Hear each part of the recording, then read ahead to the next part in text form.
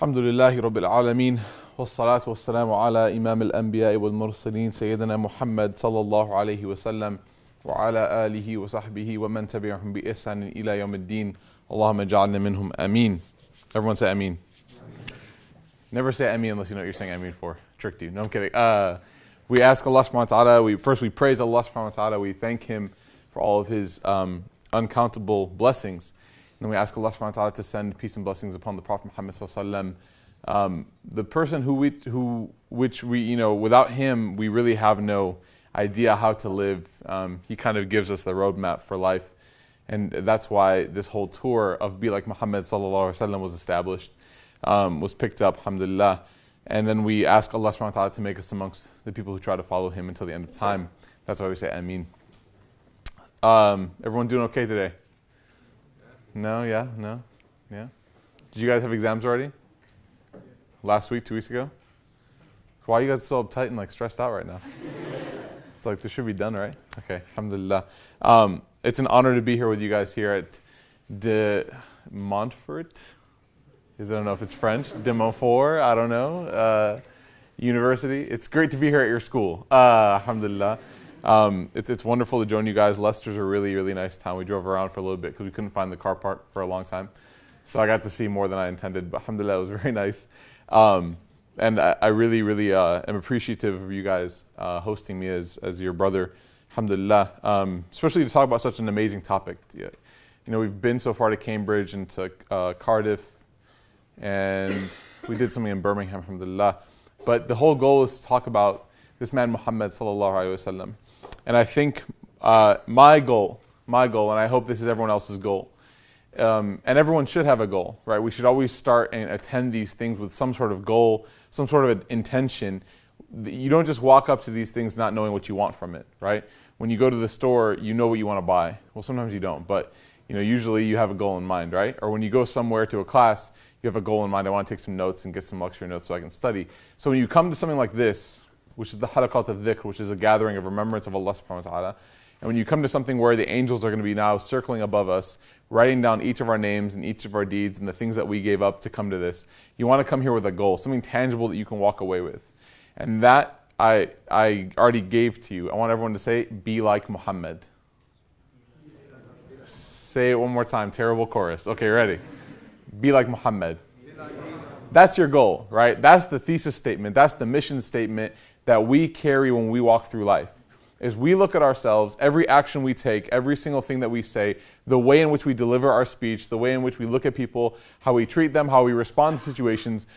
The goal is to be like the Prophet Muhammad sallallahu alaihi wasallam in those situations, right? And yes, it's true. One brother yesterday was like he felt a lot of pressure. He's like, I don't think I can do that. And I was like, yeah, I know that it's not going to happen completely, but the goal is to try. Allah subhanahu wa ta'ala is a lot nicer than a lot of your professors, right? He grades on effort. He doesn't grade based off of success necessarily. So we ask Allah subhanahu wa ta'ala to give us success in our effort of that. We want to be like the Prophet Muhammad sallallahu alaihi wasallam. Today's talk is, we're doing different talks each stop, and today's session is called Through Thick and Thin, right?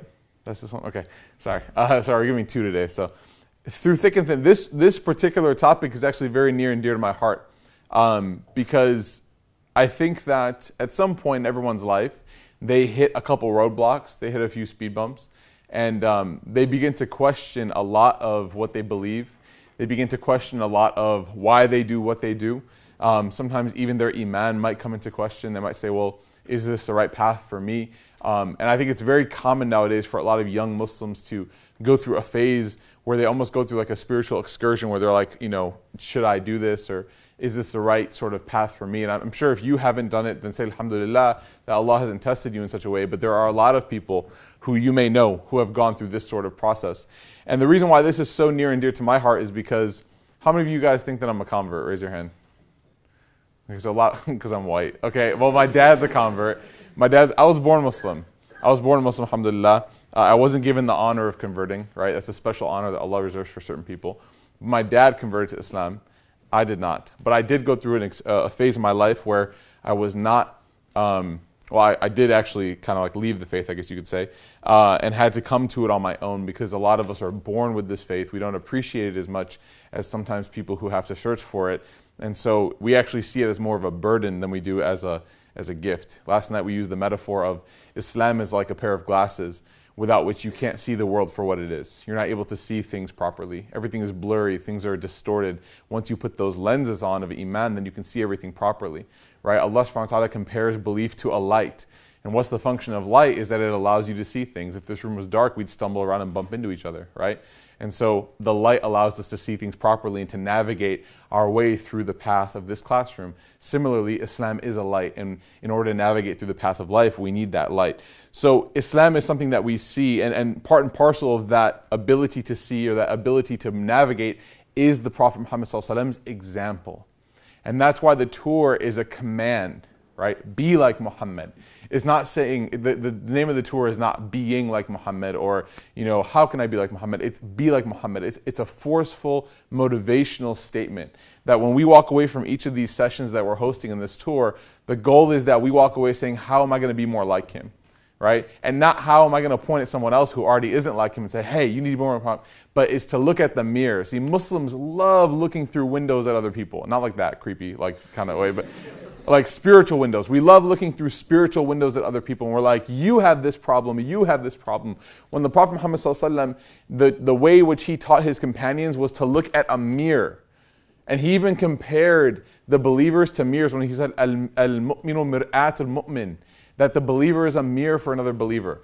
What is the function of a mirror? The function of a mirror is to reflect the image of the person, to show them what looks good and what looks poor, what things are already set and what things need to be fixed, right? And the mirror also as well, when you see something you don't like in the mirror, you don't punch the mirror and shatter it, but rather you invest that time into your own self. You don't try to reach out to the mirror, but rather you reach into yourself. And so how am I going to be more like Muhammad ﷺ? How am I going to change my approach? And this talk today deals with dealing with difficulty and dealing with ease with grace. We're going to start with difficulty first. Because you cannot, if you look at any book of seerah, any book of the biography of the Prophet Muhammad ﷺ, you cannot find a single book that will not highlight, especially for the majority of the Meccan phase, the difficulties that he ﷺ went through. Allah subhanahu wa ta'ala says, لَقَدْ خَلَقْنَا الْإِنسَانَ فِي كَبَدٍ. In Surah Al-Balad, he says, لَقَدْ خَلَقْنَا الْإِنسَانَ فِي كَبَدٍ. He says that verily, indeed, without a doubt, for sure. He says, we have created you inside of difficulty. He didn't say, we've created you around difficulty, حَوْلَ الْكَبَدِ, or عِنْدَ الْكَبَدِ, with difficulty. He says, فِي كَبَدٍ, right? Because when you are inside of something, no matter where you look, you can see that thing. This life, Allah subhanahu wa ta'ala is saying, is nothing but trial after test, after difficulty, after, speed bump, after whatever. Everywhere you look, you're going to have a difficulty and something that you need to surpass.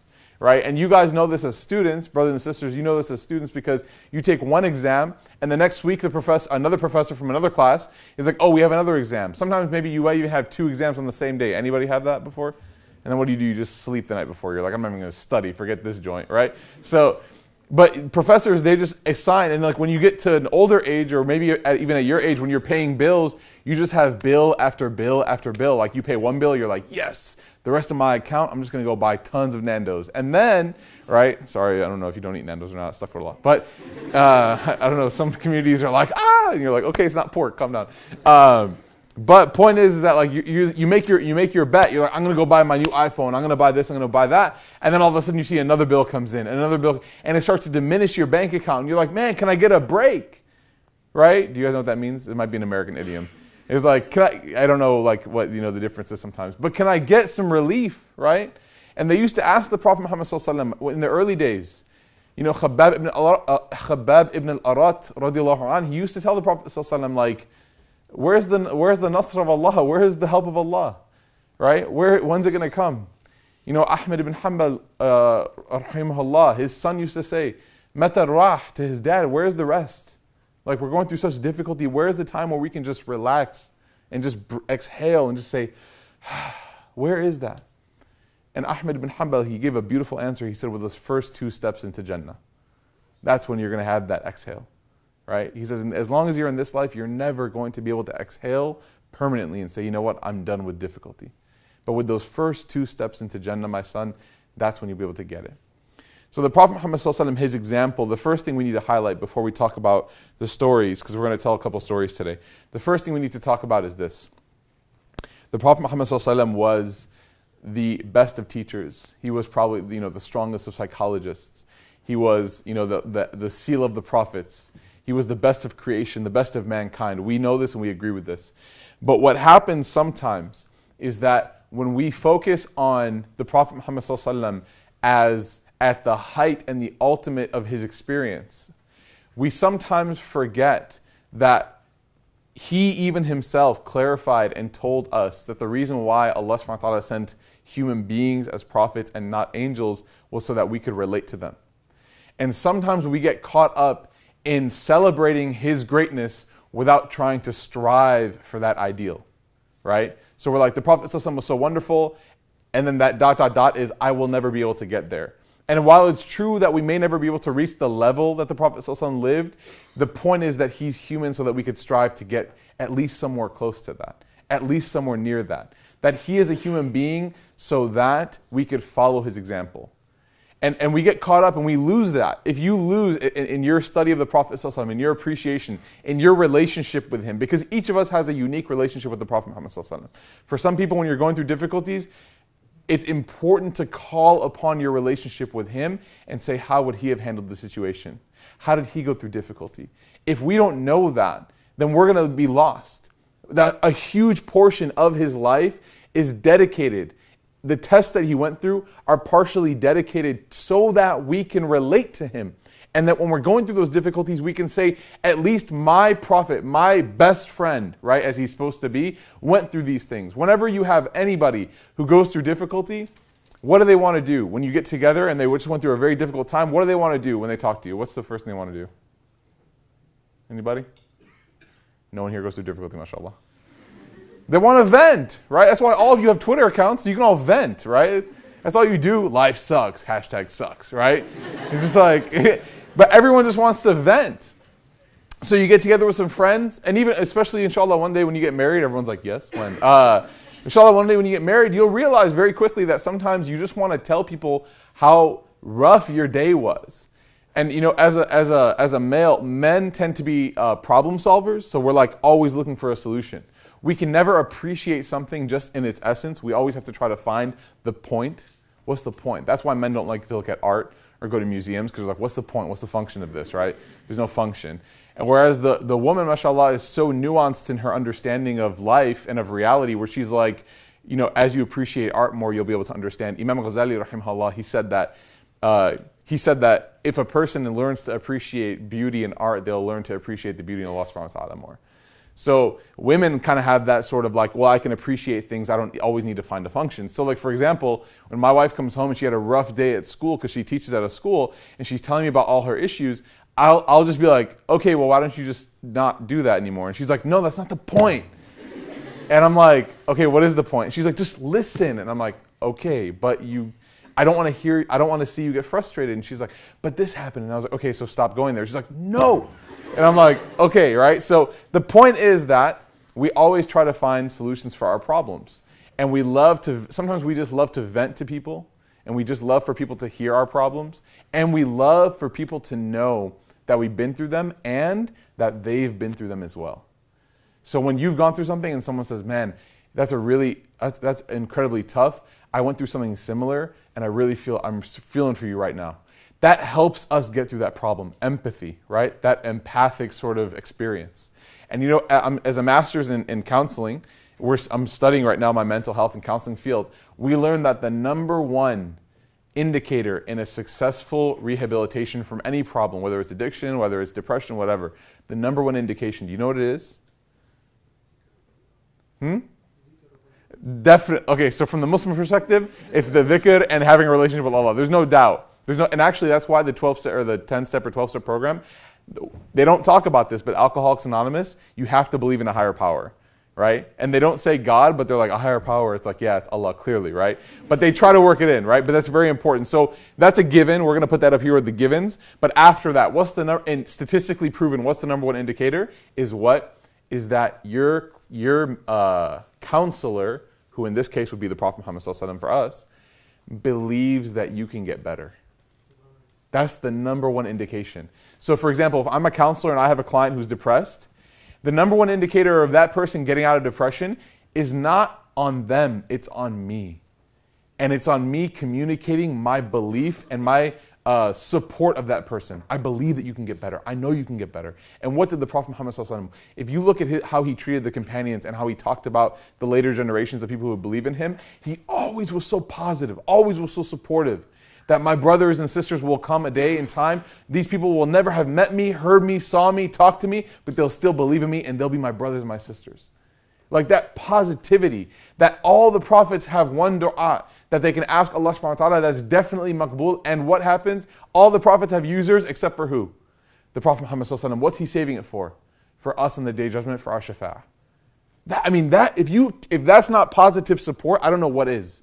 That he's like, I'm there for you and I will be there for you, right? So as clients, as spiritual clients of the Prophet Muhammad sallallahu alaihi wasallam, as people who know, and we have to admit, the first step into fixing a problem is getting over the denial. We have to admit that we have spiritual problems. All of us in here have something that we need to work on, right? So as clients, we have to understand that. The Prophet sallallahu alaihi wasallam is a role model for as a purpose, as an example. He's not just like this beautiful ornament that has no function. No, he's a beautiful ornament that has a function as well. So let's move on quickly. A lot of you are aware that the Prophet Muhammad ﷺ was not a messenger from birth like Isa ibn Maryam alayhi salam. The Prophet Muhammad ﷺ was a messenger. Well, there's discussion about, obviously he was on the fitrah. He never committed any mistakes or any sort of ma'asi when he was younger. But as he got older, he didn't have a message to preach. He wasn't like, he would hear things, he would experience things, like the rocks saying, Assalamu alaikum ya Nabi, like they would talk to him and things like that. But he never had like a message of Tawheed and of Quran to preach to people. These were just sort of experiences, like his heart getting cleaned, for example. So the Prophet Muhammad ﷺ for 40 years, because he didn't receive wahi until he was 40 years old, for 40 years the Prophet Muhammad ﷺ, he was known as As-Sadiq al-Amin. He was known as the most truthful and trustworthy. These are two different things, by the way. Number one is truthful in speech. Amin means trustworthy, yani, that the person you can trust, that you'll feel safe around them. Because Amin comes from amana, right? Or aman, to be safe in something, right? Amana dawla, if you're from Egypt, they're not really safe, but that's the term for the secret police that arrest you if you pray Fajr. So, anyways, he was known as a Sadiq al-Amin. Then, after 40 years, the Prophet Muhammad ﷺ was given this wahi. By the way, this is a very important point, and this is for my next talk about community, but I'm gonna mention it to you because I like you guys. Okay? Interestingly enough, the Prophet ﷺ had to prove himself, quote unquote, to Mecca, to his fellow Meccans, for 40 years, that he was trustworthy and truthful for 40 years before Allah subhanahu wa ta'ala gave him the wahi. Think about this for a second. He didn't just become Nabi and then start preaching, but he was Ameen before he was Nabi. Do you understand the significance of that? That whenever you are trying to teach or make an impact or give something of yourself to a greater cause, whether it's trying to help somebody from a dark time, or whether it's trying to build an institution, or whether it's trying to join your ISOC and help out, you first have to earn the trust of the people before you start to talk, right? So, and I want you to imagine this. For the first 40 years of his life, the Prophet ﷺ did not preach one single word about Islam. His action was good, his akhlaq was obviously tip-top, but he didn't mention Allah, he didn't mention Islam, he didn't mention Jannah, Jahannam for 40 years. That way, after 40 years, when people, and we'll tell the story, when people encountered him, they would say, you're so trustworthy, you're so truthful, whatever you say, we'll take it. And then he would say, I'm warning you of a day, the day of judgment, and then they would obviously have issues. But that's an important point. Before you become Nabi to people, before you become someone who teaches or preaches, you have to become Ameen. You have to be trusted, and people have to feel safe around you. People have to feel safe around you. So the Prophet Muhammad ﷺ, he receives wahi. He goes to his wife Khadija radiallahu anha, which is also a very interesting point. He didn't go to his best friend Abu Bakr as-Siddiq. He didn't go to his family, Abu Talib. He went to his wife Khadija. Very interesting point. He found solace in his wife. So he went to her, and she wasn't just like cooking biryani, making babies. Like she was the rock, right? She was actually writing his checks. So, subhanAllah. So he went to his wife Khadija, and he said to her, like, what happened to me? And she gave him like that mad support, like she was like, this isn't punishment from God. Because he thought he was getting punished. He said, well, Allah punished me. And she said, no way. You are someone who always helps people. You are someone, whenever anyone needs assistance, they know, I can go to Muhammad ibn Abdullah. And she said, there's no way that God would be punishing you, right? So she gave him that support. And then for the first few years, the Muslims actually were to be taught and to be educated and to be mentored in private. Allah subhanahu wa ta'ala did not reveal the command to go out to people and to preach publicly, right? This was all in private. And they would meet in a house called Dar al-Arqam, the house of Arqam. And the guy's name was Al-Arqam ibn Abi al-Arqam, right? Literally means Arqam, the son of the father of Arqam, right? So Arabs were very interesting people, right? So Arqam, so they would meet in the house of Arqam, radiallahu an, and they would sit and have their gatherings, right? Now, during this time, it got out that the Prophet Muhammad ﷺ was preaching. Why? Because gossip has always existed from the beginning of time and will exist to the end of time. People would convert and they would say, hey, try to keep it silent. They're like, I will. Hey, guess what? I converted, right? Don't tell anybody I told you, right? That's the catch line. Don't tell anyone I told you. You can guarantee that person going to tell everybody that you told them, right? So the person would convert, they would accept Islam, and they become so excited because their new way of life, and they would perhaps tell their family, they tell their close friends, and then slowly word would get out that the Prophet Muhammad ﷺ is teaching people about this religion. What they initially started to do on the Prophet Muhammad ﷺ, and this is the thick time, this is, through thick and thin, this is the difficult time, right? It's not easy to get through tough times.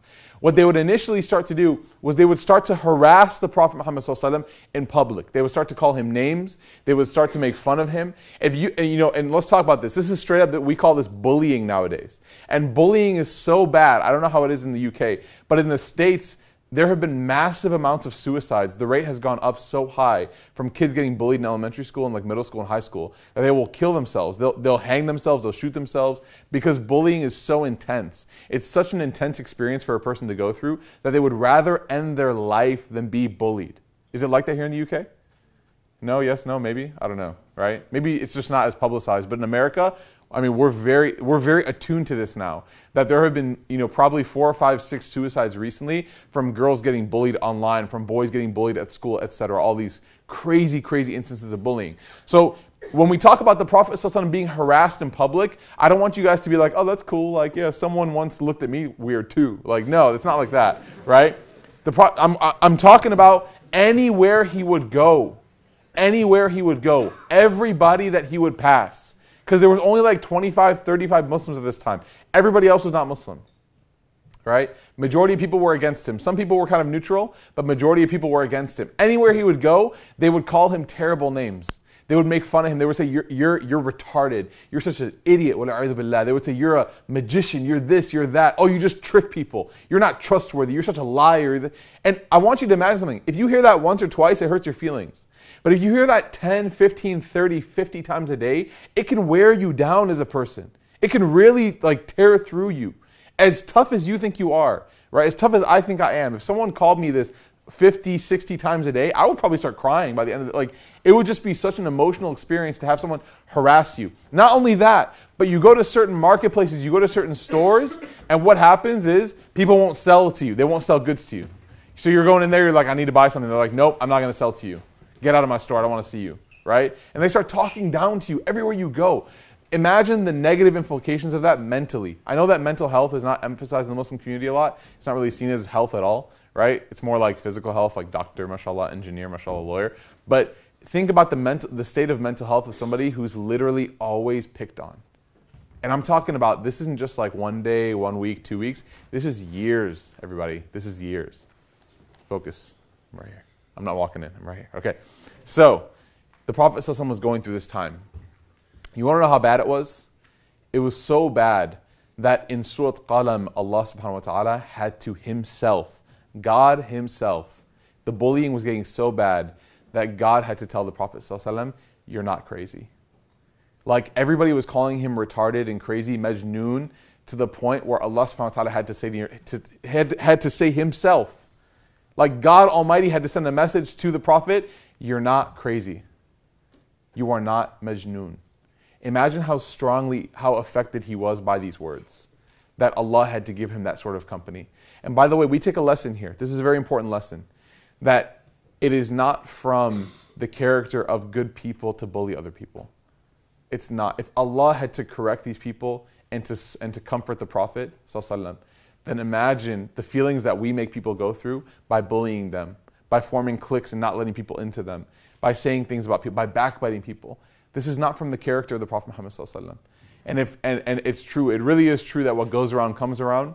If it's very, very true, then we have to understand something. That if we bully people, we feel comfortable making people feel marginalized, unwanted, making people feel less, then eventually, it may not happen to us, but it'll eventually happen to someone that we care about.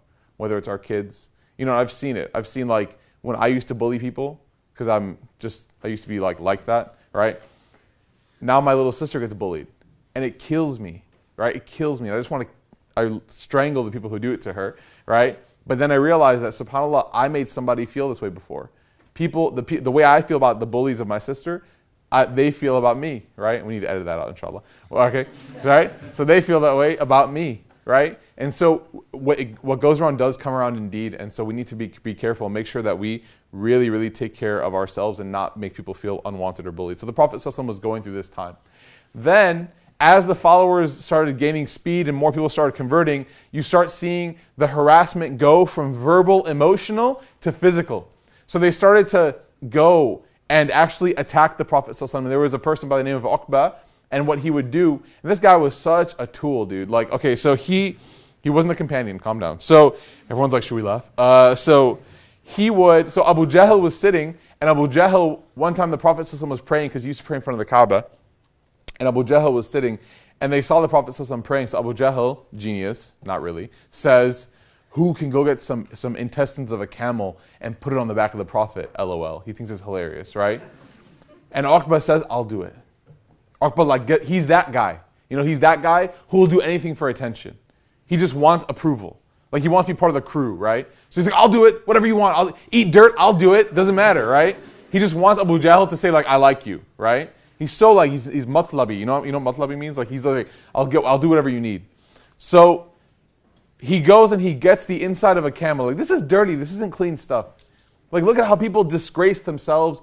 And even in in a society that tried to find honor in humiliating someone, they still disgrace themselves. Who walks around carrying camel guts?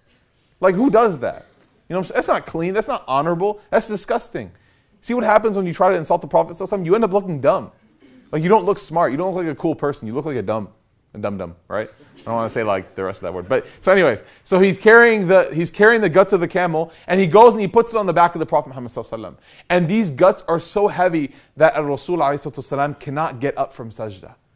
He can't get up, and his daughter Fatima comes crying. She's crying, and she's cursing these people. She's saying, may God punish you, may God, and she's taking these things off the Prophet ﷺ's back. And as he finishes prayer, he turns to her, he wipes away her tears, he says, don't worry. He says, just don't worry about it. Now I want you to imagine something as well. You know, it's terrible enough to get picked on, but to have your people who look up to you, like your kids, see you get picked on, is also a terrible feeling, right? To have, you know, your honor when you're a parent, sometimes also lies in how your kids see you, and you never want your kids to see you in a state of vulnerability, in a state of weakness. And so, not only is the Prophet ﷺ himself feeling harassed or offended, but rather his daughter Fatima now sees him. And I want you to imagine your dad being harassed in public. I want you to imagine your mom and dad being harassed in public, and you have to go and help them. And they feel so ashamed and so shy that they have to wipe away your tears as you're crying, and they're saying, don't worry, it's okay, don't worry. And you know that deep down, it's actually not okay for them. You know that the Prophet ﷺ, he's saying it's okay to her, but it's actually not okay for him. It hurts him too. Uqba, the same guy, the same loser, what he did was, one time the Prophet ﷺ was praying. Nobody said for him to do this. He just came up with this idea on his own. He went to the Prophet ﷺ as he was praying, and when he went down to sajda, he put his foot on his neck. And he stepped on it as hard as he could. Until the description the Prophet ﷺ described, he said, my eyes were bulging out of my head. The pressure in my head was so great that my eyes just started to feel like I was going to pop out. And these same people, what they did one time, the Prophet ﷺ was sitting around the Kaaba, and they came with their rida, because they wore like this cloth that they would put down whenever they sat, and they started to strangle the Prophet ﷺ and choke him out. And Abu Bakr as-Siddiq radiallahu anh, he went to the dude who was strangling him and he pushed him. And he said, if you want to get to the Prophet, you're going to have to go through me first. And then they beat up Abu Bakr as-Siddiq until he basically went into a coma. And then to complete the story, Abu Bakr as-Siddiq, subhanAllah, this is Man, this is amazing. If you really want to love the Prophet Muhammad sallallahu alaihi wasallam and you want a guideline on how to love the Prophet, look at Abu Bakr Siddiq's life. Incredible. So he wakes up from his coma and he's around his family. The first thing he says is, "Where's Muhammad?" He doesn't even ask about himself. He doesn't know if he's paralyzed. He doesn't know if he has a massive injury, massive blood loss. What happened? Where am I? When you get knocked out into a coma and you wake up somewhere else, the first question you ask is, where am I? But his love for the Prophet ﷺ was so great that he didn't even care about himself. What's the hadith? None of you will truly believe until you love me more than you love yourself. Abu Bakr as-Siddiq says, what? Where's Muhammad? Then he tries to get up and he stumbles because he can't. He can't go under his own power. And his family that's around him, just like your mom and dad probably, his family that's around him, they say, stop. For once, just stop. Just listen. You keep defending the Prophet ﷺ. It's fine. But for once, just care about yourself for 5 minutes. Just give yourself some attention. Right? Like if you're trying to do everything for your friends, your mom eventually will say, listen, it's good that you're a good friend, but just give yourself a breather. So Abu Bakr as-Siddiq, he tries to get up, he falls. Some of his family, they leave. They leave because they're just so frustrated. They just have to take a breather. So he asks the rest of his family to carry him to the Prophet ﷺ. So he runs, right? He gets up and they run him to the house of the Prophet ﷺ. He knocks on the door. They move aside the cloth and he sees the back of the Prophet. And this was a man who previously could not walk because he was so in pain. He jumps out of their arms. He runs to the back of the Prophet. He embraces him from behind. He starts crying. And he says, Ya Rasulullah, as long as you're okay, I'm okay. As long as you're okay, I'm okay. It doesn't matter. And the Prophet ﷺ was crying as well. And they're just embracing because of that trauma that they went through. This was the state of the Muslims in Mecca, was that they would be abused. We really, subhanAllah, we think that we have it tough because there aren't enough halal subways, right? Like we think we have it tough because we're not sure if hand slaughter versus... And I'm not making light of these fiqh issues. These are serious questions that scholars are answering. But if we're seriously going to call our lives difficult, I want us all just to read the seerah. Just read the first 20 pages. And really, if you ever think your life is tough, I'm not diminishing the difficulties that we go through. They're real, and I'm validating your struggle. But sometimes some perspective helps. And so this was the lifestyle of the Prophet Muhammad ﷺ, to be picked on, to be harassed physically, to see his friends being killed. It's one thing. I was with a brother this morning, and he was telling me about one of his friends that committed suicide. And to see, the look on his face, this brother is normally a very jolly brother. I just met him a couple days ago, and he's always cracking jokes, mashallah, he's always super funny, right? Very rare for a British brother, I'm just kidding. So he's super funny, he's just cracking jokes. And you know what, subhanAllah, we start talking about a certain topic, and his mind kind of wanders about his friend who committed suicide, and his face just goes stone. And he's just staring off into space, and he's like, yeah, my friend commits, he's like, I never would have thought. And he just kind of goes blank for maybe 5 seconds, and he's just shaking his head. To see your friends die, maybe not even to see them, but to experience the death of a close friend is a very traumatic experience. And maybe some of you have experienced it. I ask Allah to protect us. But the Prophet ﷺ, the companions were not just his friends, but they were literally his companions. They were the family for a man whose father passed away before he was born, whose mother passed away when he was 6, whose grandfather passed away when he was young, whose uncle and wife were soon to pass away. Someone who lost all of his family. And to see your companions who literally become your new family, to see them being tortured because they're following you. Imagine the stress that's putting on him, alayhi salatu. That's difficult. That's very difficult. So the Prophet Muhammad ﷺ, eventually, his uncle passes away. And we don't have time to go into the details, but really think about this. This uncle becomes his foster father because remember, his father passed away before he was born. So Abu Talib becomes like his foster dad. Abu Talib was so comfortable with the Prophet ﷺ that he used to tell the Prophet ﷺ, hey, I don't got any cash to feed Ali. Go ahead and just buy Ali some lunch. That's how comfortable they were. And so the Prophet Muhammad ﷺ, his uncle passes away. Not just passes away, but passes away in the grasp of faith. In the grasp of Iman, his uncle passes away. Right in front of him. Right in front of him passes away. And then his wife Khadija. And if you want to understand, that's a whole lecture in and of itself, is the Prophet ﷺ's relationship with his wife Khadija. If you want to understand the relationship of the Prophet ﷺ with his wife Khadija and what it meant that when she passed away, understand something. That a decade later or more, when the Prophet ﷺ saw a necklace that she used to wear, he would start crying. And this is while he's already remarried. He saw a necklace that she used to wear, he would start crying. That's like, if you're talking about love of the Prophet Muhammad ﷺ for his wife, just think of that. Sees one artifact and starts shedding tears.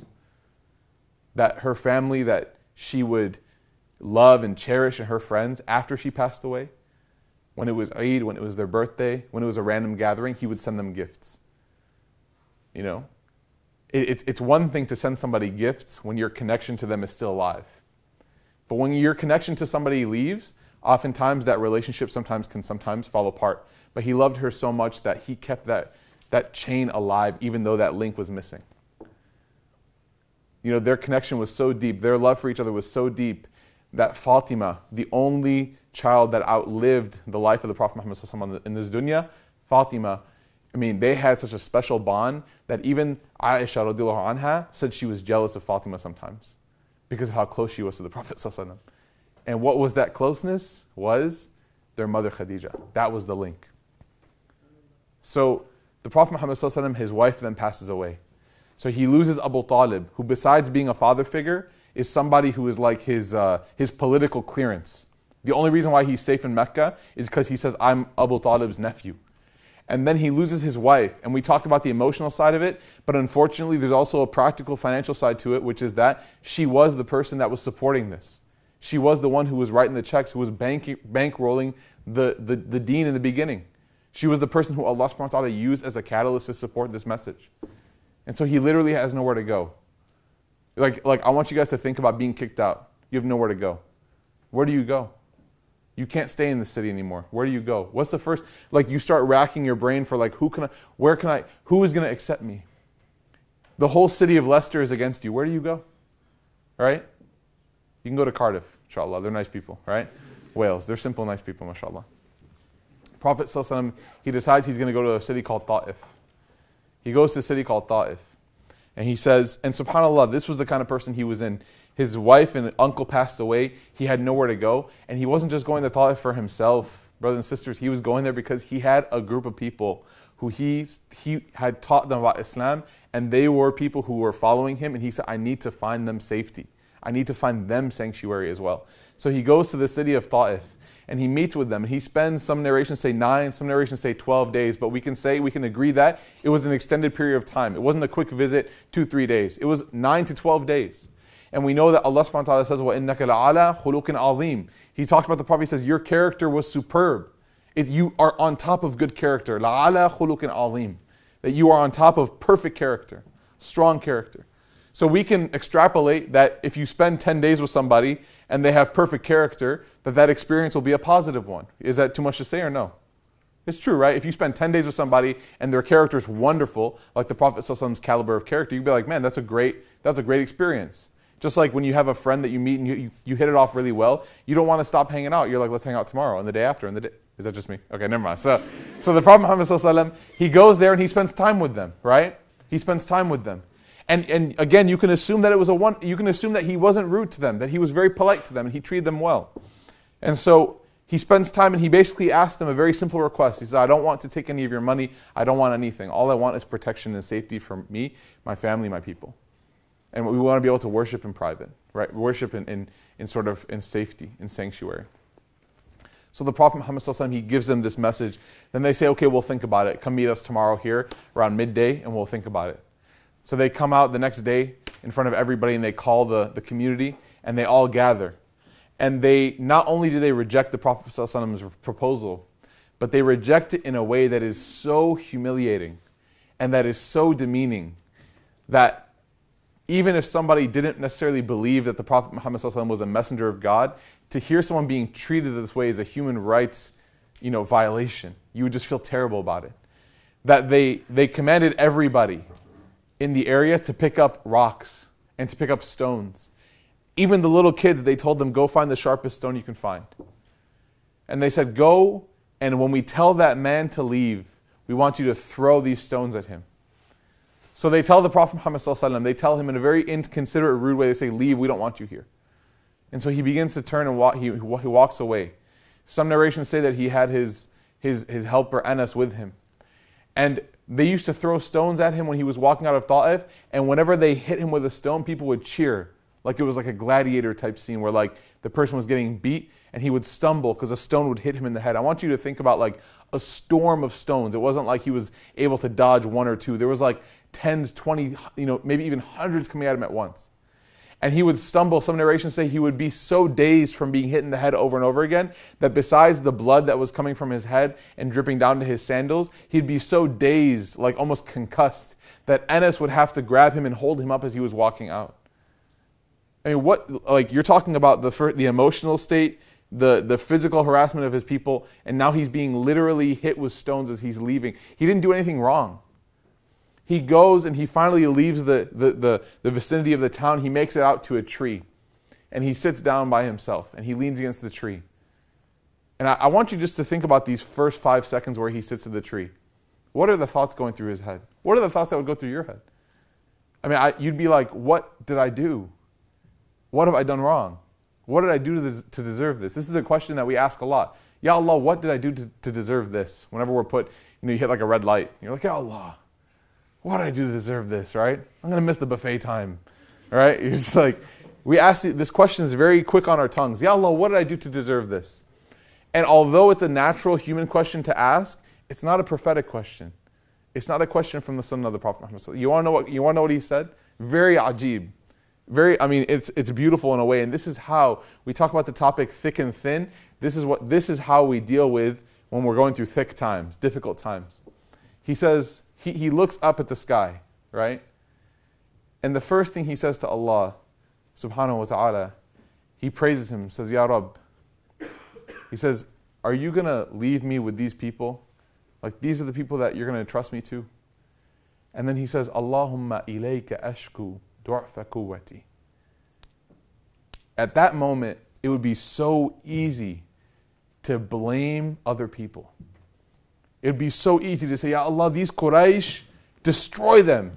These people from Ta'if, destroy them. And in fact, the angel of the mountain did come down. And the angel of the mountain did say, the angel Jibreel said, I have the angel of the mountain here. If you want, we can take these mountains and just crush Ta'if. And they will be nothing more than a people that we read about in history books. And the Prophet ﷺ said, don't do that. Because maybe from one of their generations later on, you'll find people who believe, La ilaha illallah Muhammad Rasulullah. So he raises his hands and he says, Allahumma ilayka ashku du'fa quwwati. Oh God, I complain to you about my weakness. Am I not strong enough to do this? This message you've given me, this burden you've placed on my shoulders, am I too weak to handle it? Give me the strength. Give me the strength to deal with these difficulties. He didn't at once complain to Allah, you've given me too much. He didn't say to Allah, why are you doing this to me? He said, Allah, why am I not strong enough to handle this? Because I know that what you give me, Ya Allah, is not going to be more than I can bear. I know that everything you put me through is something that I can get through. But what is up with me, O Allah, that I'm having difficulty right now? I complain to you, ashku du'fa quwwati. Only to you, I complain about my weakness. And this was the sunnah of all the prophets, that when they were going through difficult times, they owned that difficulty. They said, what can I do to fix that problem? The Muslim community today, brothers and sisters, suffers from self-martyrdom and victimization to a point where it's paralyzing us. Everything is everyone else's fault. We never look at ourselves and say, maybe we're doing this wrong, right? We have an issue, it's the Yahud, right? We have the same brother who is saying it's the Yahud's fault is selling liquor in his stores. But it's a rare moment that we can look at ourselves and say, maybe because I'm selling people poison, maybe because I'm selling people alcoholic poison, maybe that's why I'm struggling in life. Maybe because I have this addiction to this haram, maybe that's why I'm struggling. As opposed to saying it's always everybody else, the Illuminati, right? That's the new thing, like, oh, Jay-Z and Beyonce, they're on me. Man, they don't care about you. Shaitan's on you though, and he's on me too. And so it's part of this prophetic tradition to look at ourselves, not to look at other people. Like I said in the beginning, we love looking through windows. We love as much as we can blaming other people. It's very rare to find somebody who will look at the mirror of their heart and say, what can I do to fix this problem? The Prophet ﷺ, The Prophet ﷺ was the master of looking at himself in the mirror. And all the Prophets, رَبَّنَا ظَلَمْنَا أَنفُسَنَا What? وَإِن لَمْ تَغْفِرْ لَنَا وَتَرْحَمْنَا لَنَكُونَنَّ مِنَ الْخَاسِرِينَ. Right? Oh Allah, we've wronged ourselves. What did Prophet Yunus say in the whale? لا إله إلا أنت سبحانك إني كنت من الظالمين. لا إله إلا أنت. There is nothing worthy of worship except for you. Subhanak, how perfect you are, Ya Allah. Inni kuntu min al-dhalimin. Verily, I am from among the wrongdoers. All the prophets, the first person they would look at when they were going through tough times, the first thing they would examine to see what they could get out of their difficulty was themselves. They would not look at other people. And so we find that this is the lesson. You want to be like Muhammad sallallahu alaihi wasallam? Yes or no? Yes or no? You want to be like the Prophet? You want to walk out of this room today saying, my goal is to be a little bit more like the Prophet sallallahu alaihi wasallam? Yes or no? Then I can guarantee you the first step that you can take that will show impact in your life is the next difficulty you find yourself in. And I guarantee it'll be soon. The next difficulty you find yourself in, look at yourself to find the solution. Wallahi, the solution lies within you. It lies within you. And me. Right? I'm not immune from this. I'm not like, by the way, I found the secret sauce. No. This is a constant struggle. And looking at yourself, number one,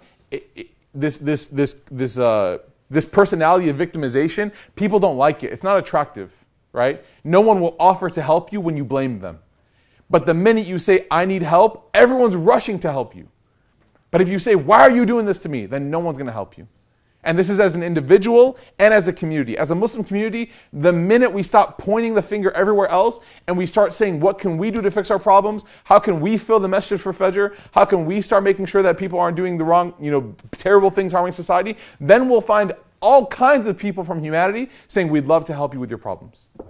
But the minute we're like, it's all your fault, they're going to be like, okay, weirdos, never mind, we don't want to talk to you anymore, right? That's how the Prophet ﷺ dealt with difficulty. And how did he deal with the good times, though? Because there were good times. The Prophet Muhammad ﷺ, if you look at the initial stages of Mecca, that, there was a real reason why that came first. Because Allah subhanahu wa ta'ala wanted us to understand. And by the way, how long was the Meccan phase? How long? How many years? About 13 years. How long was the Medini phase? About 10 years, right? Why was the Meccan phase longer than the Medini phase? Some scholars comment and they say, because Allah subhanahu wa ta'ala wanted us to know that we will never have more ease than difficulty in this life. That the life where we have more ease than difficulty is which life? The next life. Right? So even though it's only 3 years more, it could be 1 year more, Allah subhanahu wa ta'ala wanted to tip the scale just a little bit to say what? Look, don't expect your life to be more ease than it is tough, because this life is meant to be a little bit difficult so that the next life is sweeter and more worth it. But the Prophet Muhammad ﷺ, there's one story that I want to say, and then we'll conclude about how he dealt with ease. Because it's actually very simple. Theoretically, it's very simple. Both points in theory are very simple, but in practice are very difficult. And that is that the Prophet Muhammad ﷺ, after he had his city in Medina, things were flourishing. The Muslim community was growing, right? Convert after convert, child was being born. Muslim community was growing at an exponential rate. You had Umar bin Khattab radiallahu anh, who obviously converted earlier, but that was a huge moment for them. You had Abu Bakr as-Siddiq, you had Uthman, who was extremely wealthy, you had Ali bin Abi Talib, you had all these just wonderful players, you had Salman al-Farisi, who came from Persia, you had all these amazing Suhaib al-Rumi, you had all these amazing people coming and joining this community and making this sort of like epic community of people who are going to establish this message to the end of time, right, with the help of Allah subhanahu wa ta'ala.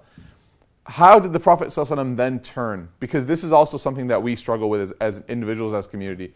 How did he turn that energy to something that would keep going? So this is kind of is anyone here a business major? Anyone? Did you guys read Good to Great by Jim Collins? Good to Great? No? Okay, it's a great book. And the reason why it's a great book, you should read this, Good to Great. Actually, everybody should read this book. You should read 2 books. One's called Good to Great by Jim Collins. Go ahead and don't write this down. And the second book is The Power of Habit by Charles Duhigg. If you want to break an addiction or start a new habit, read this book, The Power of Habit. I know that a lot of this stuff can seem fluffy sometimes, but this stuff is legit. This stuff is it breaks it down to very, very easy to understand purposes. Jim Collins in his book, Good to Great, you know what he talks about? He talks about amazing companies that are like epic companies that we think about when we think of examples of just greatness, right? So like the BMWs, right? The Apple computers. All these companies that we think about, amazing companies. You know what he says about them? He says they were great because they never looked up to see how great they were. They were great because as they were working, as they were grinding, as they were growing, they never paused to look up and admire how great they were. Because the minute somebody does that, the minute somebody looks up and says, oh, I'm pretty cool, right? That's the minute that they stop moving forward and they lose that forward momentum, that forward progress. How did the Prophet ﷺ translate this theory into his practice? There's one story where Aisha radiallahu anha, their relationship with the Prophet ﷺ is amazing. It's inspirational, but it's also very comical at times, right? Where Aisha radiallahu anha, she says that the Prophet ﷺ would get up and pray tahajjud, and he thought that she would be sleeping, but she would be awake, and he would sometimes have to like move her feet to make sajda because their room was so small. So the Prophet ﷺ, he would be praying tahajjud, and ﷺ, because he'd be praying so much, his feet would actually start to swell, right? It's like that first night of Tarawih, Alif Lam Mim, right? So his feet would start to swell, but he would actually keep going. So the Prophet ﷺ in one rak'ah, I believe it was Mu'adh who narrated that the Prophet ﷺ in one rak'ah, it was either Mus'ab or Mu'adh, I forget which one, but they narrated that in one rak'ah the Prophet ﷺ read Surah Al-Baqarah, right? Surah Al Imran, right? Surah Al-Nisa, and half of Surah Ma'idah in one rak'ah. I would probably join towards the end of that, right? But that's how long he would stand, ﷺ. And why? Why would he do that? Because the Quran for him was sweetness, it wasn't a burden. The Quran for current day Muslims is unfortunately a little bit of a burden because we don't understand it. But the Quran can become this sweet, rejuvenating nourishment if we put a little bit of effort into understanding it. Anyways, so he was praying and his feet started to swell. And then he actually, on the side of his feet, there was like cracks developing. Right? And so Aisha, she saw this. She saw her husband being put through this like burdening sort of behavior. Like, oh my gosh, you're hurting yourself. The story comes to mind like when I'm trying to carry too much stuff in from, because you want to make it one trip from the grocery store. You don't want to go back and forth. You're like, I'm going to be a man. You just like put the bags on my arms and you just like walking like that. So my wife or my mom when I was younger, they'd be like, stop, you're hurting yourself. What are you doing? Right? Because when you love somebody, or when somebody loves you, they don't want to see you in any sort of pain, any sort of struggle. So Aisha radiallahu anha, she has that same response. It's a typical human response. When you love somebody, you don't want to see them struggle. So she said, after he was done praying, she said, why are you doing this to yourself? Why are you putting yourself through this difficulty, through this struggle, when Allah has already told you? Here's the human nature, you see it's coming in. When Allah has already told you that you're good. Like you're ma'soom, you're accepted, all your dua is accepted, you're going to Jannah. Why are you're doing more than anybody else, and you're already guaranteed paradise, right? We're not the ones that are doing as much as you, but you already have the A+. It's like the person who always goes to the study sessions, always studies, always reviews, always revises, and the professor has already told them the first day of class you're going to get an A, right? You're going to get full marks. You're like, why would you do that to yourself? So the Prophet ﷺ has an amazing response. He says, is this true? To Aisha, right? He says, is this true? And she says, yeah, of course, don't you know? Like, you're the Prophet. He says, what you're saying is true? She says, yes. He says, أَفَلَا أَكُونُ عَبْدًا شَكُورًا. He says, if what you're saying is true, should I not be a thankful servant? Like, if what you're saying that Allah is going to give me all this is true, then isn't it just the right response to be thankful to Allah and to give a little bit of prayer back to Him, to give a little bit of effort back to Him? Right? And of course, a little bit of the Prophet ﷺ is a lot for us, but you know what I'm saying. And this is what Allah subhanahu wa ta'ala says, this beautiful ayah, and I'm going to end with this.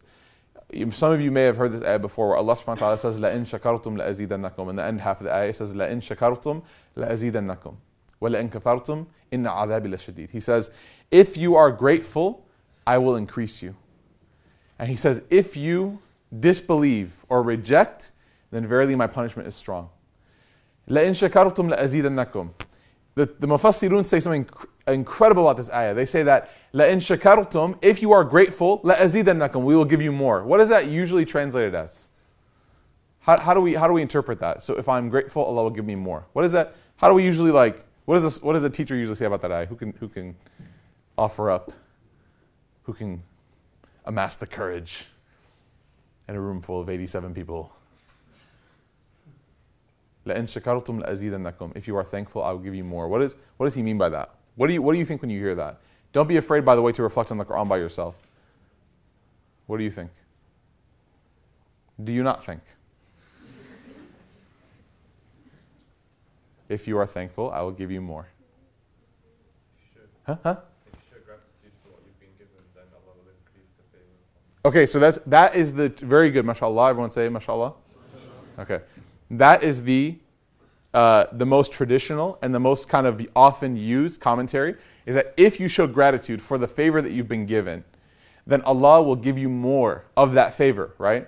So for example, I love the fact that Allah subhanahu wa ta'ala gave me my paycheck. I say, shukran ya Allah, alhamdulillah, then Allah gives me more. He increases me in that paycheck. One scholar said something interesting. I believe it was the Makhshari al-Razi, rahimahullah. They said something interesting. They said, that is true. What you just said is true. But they said, Allah subhanahu wa ta'ala, He didn't limit what He's going to give you more of. لَإِن شَكَرْتُمْ لَأَزِيدَنَّكُمْ means He'll give you more of the favor, and He'll also give you more shukr. And they did studies on gratitude and human psychology, and they said the number one key to someone's happiness is what? Gratitude. They said the more grateful somebody is in life with anything, the happier they'll be. There was a study done by Harvard. Ben Tal Shahar was the guy's name. He said, it doesn't matter how much money you're making. That has nothing to do about how happy you are. It doesn't matter what you own. It doesn't matter anything. He says, as long as you are grateful, then you will be happy. What did the Prophet ﷺ say? He said, what? Al-ghina, ghina nafs, right? He said, richness is the richness of the soul. And part of that is to be grateful to Allah subhanahu wa ta'ala for what you have. So we find that in difficult times, the Prophet Muhammad sallallahu alaihi wasallam, he turned the problem introspectively and said, how can I be a part of this solution? Because I probably have the key somewhere to fix this problem. And during good times, the Prophet sallallahu alaihi wasallam said, what? Oh Allah, I thank you for these things. I thank you for the blessings and favors you've given. Dear God, I thank you for everything you've given to me. And thus Allah subhanahu wa ta'ala increased him in those favors and also increased him in the gratitude that he had to begin with. And so he was able to enjoy more, and he was able to actually recognize and thank Allah for the ability to enjoy more. This is how we be like Muhammad sallallahu alaihi wasallam through thick and thin. I ask Allah subhanahu wa ta'ala to allow us to inculcate the character of the Prophet Muhammad sallallahu alaihi wasallam. I ask Allah subhanahu wa ta'ala to put barakah in your time. I ask Allah subhanahu wa ta'ala to make your studies easy, to give you guys all top grades and top marks, even on those tests that you don't study because you're too busy watching Downton Abbey at night. And I ask Allah subhanahu wa ta'ala to give you guys, inshaAllah, ease in your life and barakah in this life and the next life. Ameen ya Rabbil Alameen. Jazakumullah khairan. Subhanakallahumma bihamdik. Nashhadu an la ilaha illa ant. Nastaghfiruka wa atubu ilayk. Assalamu alaikum.